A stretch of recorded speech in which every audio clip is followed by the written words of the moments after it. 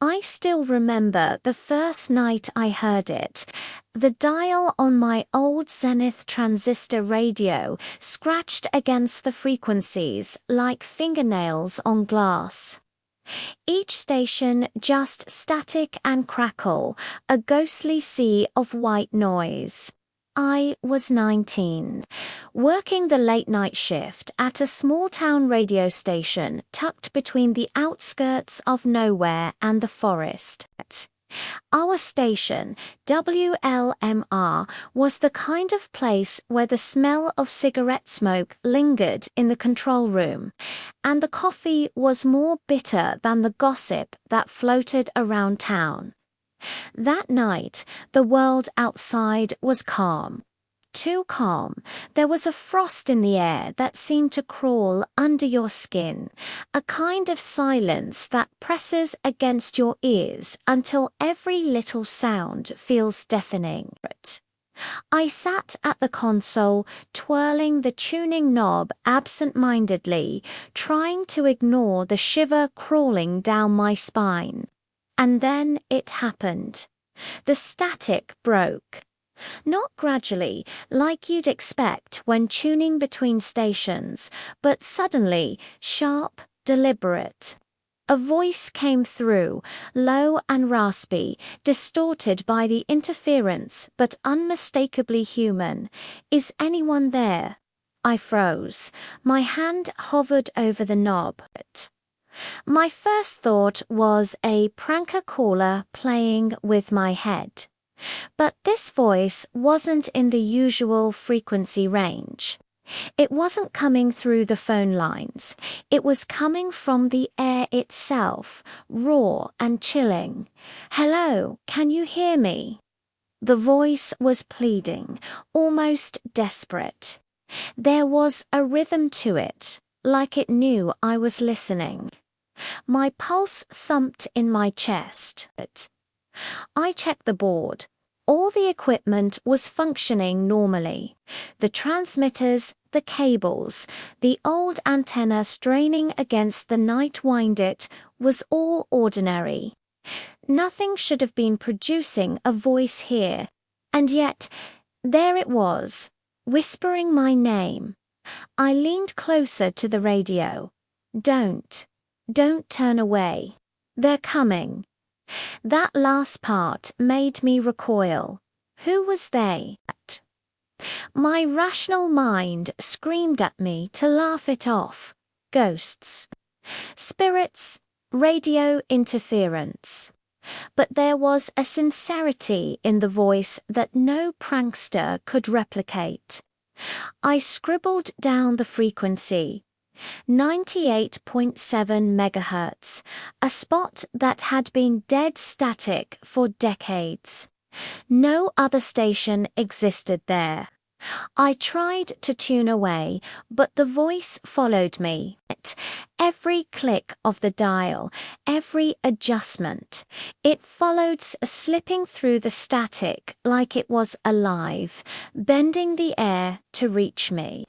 And then, in a voice that sounded like it was coming from inside the walls themselves, it said, "You shouldn't have listened."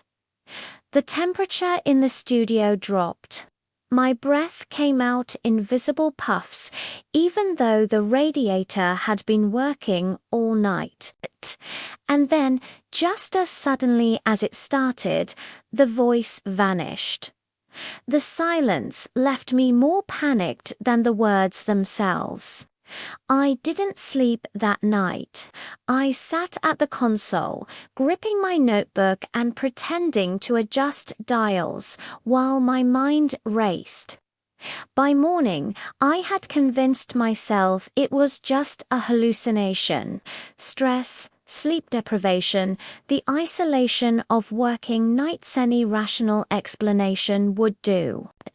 But when I turned on the station the next evening, the same frequency was alive again. This time, the voice wasn't asking questions. It was giving instructions. Find the tapes. Find the tapes before midnight. They are watching. I should have walked away.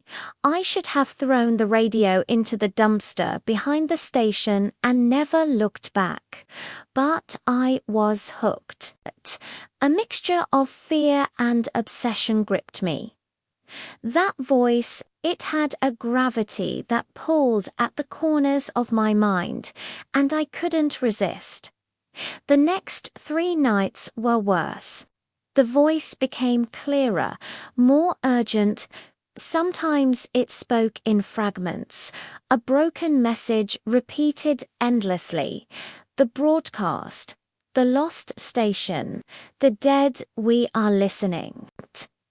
Other times, it whispered my personal memories, things no one else could know. Things I hadn't even told my closest friends. Childhood secrets, embarrassing moments, names of people who had disappeared years ago.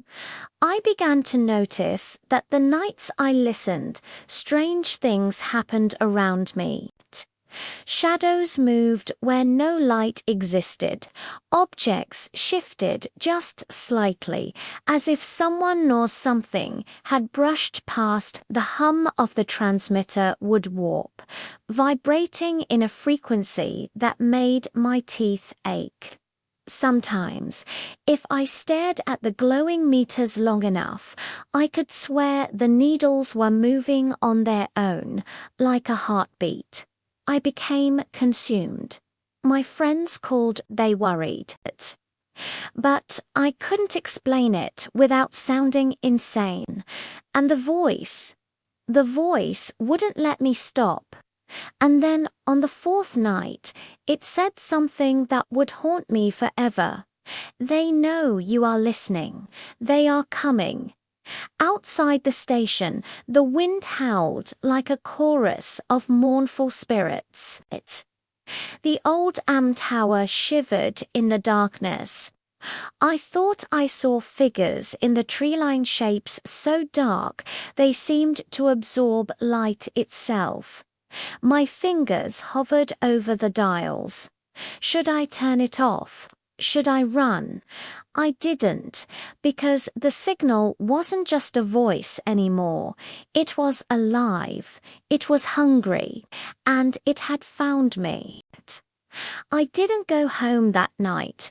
I stayed in the station's control room, staring at the meters and flickering lights as though they could somehow protect me. The voice had gone silent, but I could feel its residue in the air, like smoke after a fire, invisible but suffocating. I thought about what it had said. Find the tapes before midnight. What tapes? I had been working at WLMR for almost 2 years, and if there were any lost tapes, I'd never heard about them. Still, the words wouldn't leave me alone. Every time I tried to dismiss them, a static hiss would rise in my ears, like the frequency itself was alive inside my head. By 3 a.m., curiosity had turned into obsession. I began searching through the station's storage room, a cramped, dust-covered space behind the old studio wall. It smelled like mildew and forgotten years.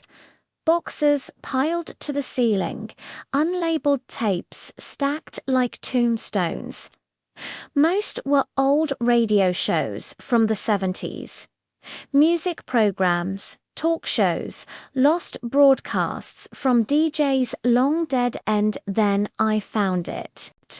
A plain, unmarked reel-to-reel tape sitting in the far corner, half covered by a moth-eaten blanket. The tape casing was cold, unnaturally cold, like it had been sitting in ice. Written across the side in faded red marker were 3 digits. 98.7. My blood ran cold. That was the frequency, the one the voice had spoken through. I brought the reel into the control room and loaded it onto the player.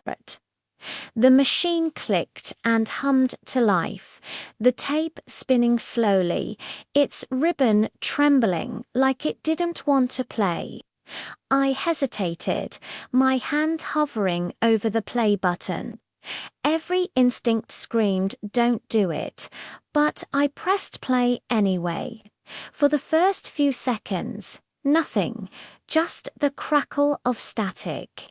Then came a low hum, deep and rhythmic, like a heartbeat buried in the static. And then, faintly, beneath the distortion, I heard breathing, a soft, slow exhale right next to my ear. I jerked back, heart pounding, but the sound persisted, deliberate, human. And then the voice spoke. "You found it. You shouldn't have found it." The voice was clearer now than it had ever been through the radio, like it was sitting right beside me. Male, maybe mid-40s, with a tone of exhaustion and pain. "They took us," it continued. "The station, it isn't just a station, it's a doorway." A doorway. I leaned closer, gripping the mic stand for balance. The air around me grew heavier, the sound warped. I could hear whispers behind the main voice, multiple voices overlapping, murmuring my name again and again. "They can't rest. They use the frequency to find you, to feed." The lights in the room began to flicker. One by one, the red and green bulbs above the console popped, releasing thin trails of smoke. The air smelled like ozone and burning dust. Then I heard another sound, faint but distinct footsteps in the hallway outside the control room. I froze. Nobody else was supposed to be here. The station owner, Harold, lived across town and only came in during the day.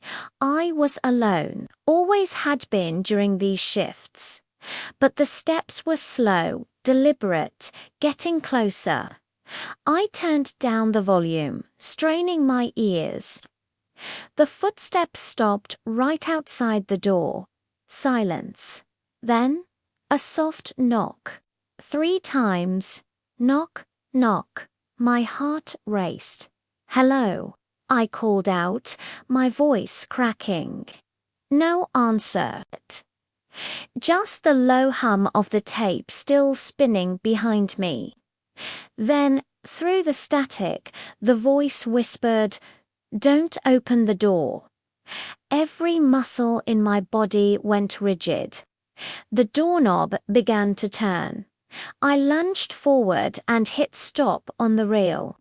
The sound cut instantly, and the air in the room shifted like the pressure in my ears suddenly released. The doorknob stopped turning. Silence again. For a long time, I didn't move. My hands trembled so badly I could barely light a cigarette. The ember glowed weakly, the only color in the cold blue light of the console. When the sun finally began to rise, I stepped outside for the first time in hours. The tower loomed behind the building, skeletal and rusted, its cables humming softly in the wind. For a brief moment, I thought I saw someone or something standing near the base of it, a figure still watching. When I blinked, it was gone. I told Harold about the strange frequency later that day. He just laughed, brushed it off like I'd had one too many cups of coffee. But when I mentioned the number 98.7, he went pale. The cigarette in his mouth slipped from his fingers. He said, almost whispering, that frequency was shut down 30 years ago. Why? I asked. He didn't answer. He just turned and walked away, muttering something about the accident. That night, I came back to the station. I had to know more. I had to play the tape again. But when I went to load it, it was gone. The reel, the player, even the label that had said 98.7, gone as if they'd never existed. Only the faint smell of ozone lingered. And just as I stood there, trying to make sense of it all, the radio came alive on its own. The frequency dial spun by itself, stopping exactly at 98.7. Then, clear as a whisper in my ear, the voice said, "You shouldn't have stopped listening." After that night, I knew there was no turning back.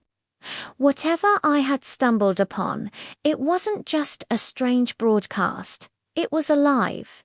It had intent. And it had chosen me. I started digging into the station's history. WLMR had been around since the early 1950s, a local AM and FM hybrid that had survived decades by sheer stubbornness. Most of the older employees had retired or vanished quietly. Some whispered about the lost broadcast, a signal supposedly shut down in the late 70s after a mysterious incident. Nobody would say what really happened. I found old newspaper clippings in the town library. Headlines like WLMR crew missing after late-night broadcast. Authorities investigate strange signal interference at local station. The articles were vague. The crew, all 5 of them, had vanished during a night shift. No bodies were found. No explanation given. Only a single line in one report caught my eye. The frequency continued transmitting even after power loss. I felt a chill crawl down my spine. That's exactly what I had heard. Determined, I returned to the station that evening, bringing a small tape recorder of my own, hoping to capture the signal again. The air outside was thick with fog, rolling low over the streets like spectral hands reaching for me. Inside, the station smelled like metal and old dust, as if time itself had congealed within the walls. I turned on the equipment and the dial spun of its own accord, settling at 98.7 megahertz. And then it began. Not just one voice this time, dozens. Layered, overlapping whispers and cries, names being called, fragments of conversations I couldn't place. We are waiting, waiting, waiting. Find us before they take you. You should have stayed away. The voices were fractured, like echoes trapped between life and death. I realized, with a sickening clarity, that they weren't all human. Some of them sounded wrong, hollow, stretched, like sound bent unnaturally. Then one voice pierced through the chaos. My name, my real name, spoken with urgency. "Jonathan, you've come. We can't leave." I stumbled back from the console, knocking over my chair. The radio speakers crackled violently, the static rising into a scream-like pitch that rattled my skull. And then the lights went out. For a long moment, I couldn't see, but I could feel it. The room had changed. The air was thicker, heavier, like it had mass. Shapes moved in the corners of my vision, too dark to be shadows, too deliberate to be tricks of the eye. And then I saw them, faint, translucent forms, barely more than silhouettes, moving along the walls. Their faces were indistinct, blurred, but their eyes glowed faintly in the dark. They drifted toward the radio console, converging on the dial, their whispers blending into a chorus of pleading and warning. We can't stop them. They are hungry. The tape recorder I had brought began playing on its own, capturing sounds I didn't recognize. Static intertwined with voices, a garbled melody that seemed older than the building itself.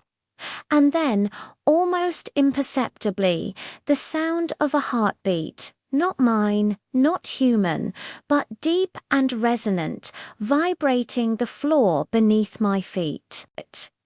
I realized, with a terror that rooted me to the spot, that the voices were trying to communicate a warning I didn't understand yet. Then the dial spun violently, landing on a frequency that didn't exist, and a single clear voice emerged from the chaos. Do not leave here alone. And the lights flickered back on. The room looked normal again. No shapes, no fog, no heartbeat. Only the faint smell of ozone lingered. But my recorder, it was full of sounds, voices, whispers, and a single message repeated 3 times, chillingly clear. They are coming for you, through the airwaves. I realized then that the signal wasn't just a haunted relic of the past. It was a gateway, a bridge connecting the living to something older, something patient, something that waited for anyone who dared listen. And the lost crew, they hadn't vanished. They had become part of the frequency, trapped between worlds, whispering endlessly to warn the next listener. That night I couldn't sleep. Every time I closed my eyes, I heard static. Every time I tried to focus, I heard my name called in that distorted, pleading tone. And worst of all, the whispers didn't stay in my head. They began leaking into the walls of the town itself. I heard them faintly through the phones, radios, even the old intercom at my apartment. And I realized with dawning horror, the frequency was spreading. It wasn't done. It had found me. I couldn't stay at WLMR anymore. The voices followed me home, slipping through every device I owned. Televisions, radios, even my old cassette player seemed alive. I started carrying a small analog receiver everywhere, hoping to catch the signal before it caught me completely. But the deeper I chased it, the more I understood it wasn't just a frequency. It was a being, something ancient, something that fed on attention, on fear, on the living. I decided to go back to the source, the abandoned WLMR transmitter site located 3 miles outside of town in the old forested hills. Nobody had been there for decades. Local kids whispered that it was haunted, that the ghosts of the old crew walked among the towers. But I didn't care anymore. I had to know what had started all this. The forest was silent, unnaturally silent, as I approached. The skeletal tower loomed above me, rusted and swaying in the cold wind. The building itself was half collapsed, boarded windows revealing darkness so complete it felt solid. My flashlight cut swaths through the black, revealing peeling paint, dust, and the remnants of forgotten life. I found the control room frozen in time. Tape reels were stacked on shelves, covered in decades of dust. Most were labeled with innocuous show names, but one section stood out. A small cabinet, locked with the number 98.7 etched into the wood. My hands shook as I forced it open. Inside were 5 tapes. Each was labeled with a name, The Lost Crew, and each carried a warning scratched into the casing in desperate handwriting. Do not play. They are listening. Of course, I played the first one. The static hissed, and then came the voices, not human this time, but something inhuman. Low, resonant tones vibrating through the floor, through the walls, through me. Then I heard them. The crew, trapped in their own voices, screaming silently beneath the distortion. They were alive, somehow, but only as part of the signal. The tape whispered my name, Jonathan. Do not open the gateway. It waits. I froze. The air grew heavy, and the shadows lengthened unnaturally. Shapes moved along the edges of my vision, humanoid, but twisted, flickering in and out of sight. My flashlight flickered and died, leaving me in darkness deeper than night. And then I heard it. The entity itself, a voice that wasn't human, a chorus of everything that had ever died on the airwaves, distorted into something alive. It whispered in tones that bypassed thought, burrowing directly into my mind. You listened. You opened the door. Now you belong to us. I stumbled backward, tripping over broken furniture. The tapes flew from the shelf, spinning in the air like leaves caught in a windstorm. The entity's voice grew louder, filling the room, vibrating the walls, the floor, the very air around me. You can't stop us. We are eternal, through every frequency, every signal. We will find you. I fell to my knees, covering my ears, but it was no use. The sound didn't exist outside my mind. It was inside me. And then, just as suddenly, it stopped. Silence crashed down like a physical weight. I sat in the dark, trembling, the tapes scattered around me. Outside, the wind whispered through the tower, carrying faint fragments of the voices I had heard before. Find the next listener. Feed, continue. I realized then the horrifying truth. The entity didn't just haunt radio frequencies. It needed people like me, people who listened, who obeyed, who carried the tapes forward. And now I was one of them. Part of its chain, bound to its signal, haunted by voices I could never escape. I took one tape, the first crew members, and left the building. I didn't look back, but I knew the entity followed, riding the frequencies in the static, already reaching for me. I would never be alone again. That night, I returned home and set up my own station, a small, clandestine analog rig in the basement. I couldn't stop the signal. I could only keep it contained, or so I told myself. And when I broadcast the voice of the lost crew, I know someone, somewhere, is listening. somewhere, the entity waits. I had become part of it. There was no denying it anymore. Every night, the static hummed in my ears, even when the radios were off. My dreams were filled with fragments of voices, the lost crew, the entity, whispers I couldn't place, memories that weren't mine. The signal had embedded itself in me, a parasite living in my mind. I tried to fight it. I tried to burn the tapes, smash the equipment, sever the connection, but the signal always returned.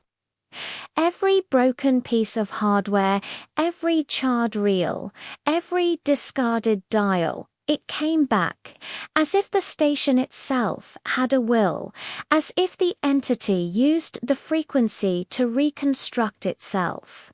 One night, I decided I had to confront it. I returned to the transmitter tower, carrying the last reel I had saved the first crew member's tape. The forest was quieter than ever, the fog thick enough to taste. As I entered the control room, I noticed the lights were already on, flickering faintly, as though welcoming me. I loaded the tape and pressed play. Immediately, the room grew cold, the shadows thickening until they became almost solid. The static roared like a living thing, and then the voices, hundreds of them, layered on top of each other, calling my name, pleading, warning. And then I saw it, a form emerging from the static itself, a silhouette that shimmered like television interference. It was taller than any human, its limbs elongated, twisting unnaturally. Its face was a distortion, a smear of light and shadow, but I could feel its eyes, a pair of voids drilling into my mind. "You have listened, now you must join us," it said, its voice a chorus of everything that had ever been lost to the airwaves. "We are eternal, and so are you." I realized the truth. The entity didn't just feed on attention or fear. It consumed souls through sound, trapping anyone who dared to hear its signal. The lost crew had tried to stop it. They had failed. And now I was next. I wanted to run, to throw the tape and destroy the machine, but my body refused. The entity had reached inside me, seizing control through the frequency. My own voice joined the chorus. Not my words, but theirs, repeating endlessly, warning no one because the cycle had already begun. Do not listen. Do not listen. In that moment, I understood the horror fully. It wasn't about surviving the night. It wasn't about escaping the building. It was about resisting the urge to broadcast, because the moment anyone else heard the signal, the entity would feed again, and it would never stop. I left the control room, the tape still spinning, and walked into the foggy forest outside. Behind me, the tower hummed softly, radiating the signal into the night. Somewhere in the distance, radios crackled to life in homes, cars, even portable transistor sets, the voice calling, waiting. And I knew, without doubt, that someone would hear it. Someone always does. The wind carried a faint whisper as I disappeared into the trees' haunted FM. Is just the beginning. From that night on, I exist in two places at once. A shadow in the static, a voice carried on the frequency, warning those who listen. or luring them, depending on the night. And as long as the signal survives, the entity will survive, and it will find its next listener. The tape reels are never gone. The broadcast is never silent. And I will always be listening.